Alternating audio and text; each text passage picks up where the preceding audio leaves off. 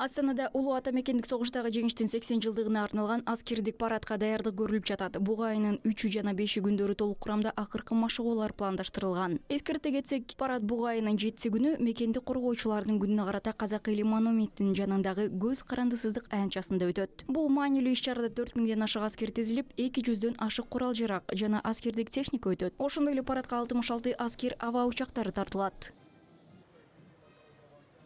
Бүгін мына аланымызда жаттығуды өткіздік.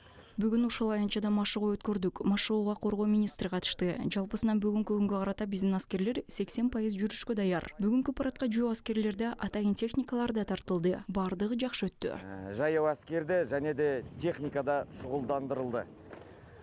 Барлығы жақсы өтті.